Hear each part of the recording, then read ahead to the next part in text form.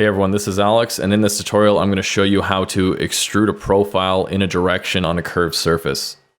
This is the only way I know of doing this. There might be another way of doing it, but if there is, I haven't figured it out. Also, this is good if you're doing some like injection molding and you want to not have any undercuts when you're projecting text or something to be engraved onto a surface or a logo or something like that.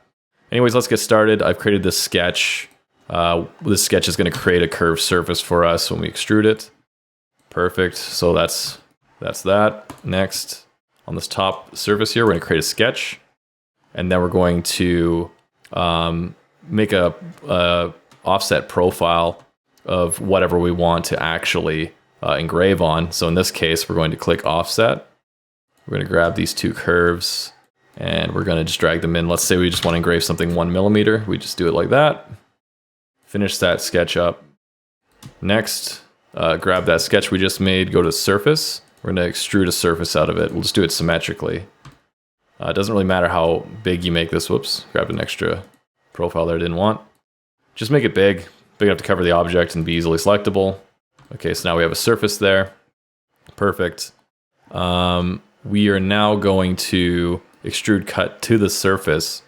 So we're going to grab, or we're going to create an offset plane, and we're going to drag it so that it's going to project onto this object. I'm going to do this at a weird angle that'll really exaggerate the effect that we're doing, but it'll get the point across. I'm going to create a new sketch on this plane we just made.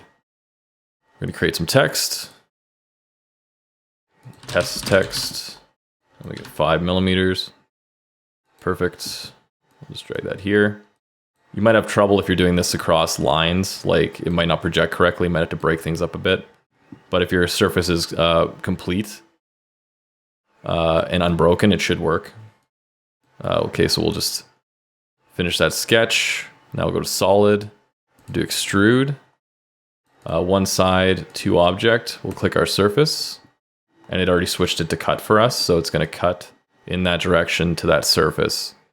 So if we hide that surface, we can see if we're injection molding or something, we'd actually be able to pull this piece out because there's no undercuts. Usually when you extrude like that, it'll cut perpendicular to the plane. This way it's actually done it in a specific direction. So that's how you do it. As for draft and everything, it doesn't seem to quite work if you do like a taper angle or anything like that. It often breaks the... It often breaks your extrude or whatnot to try and do that.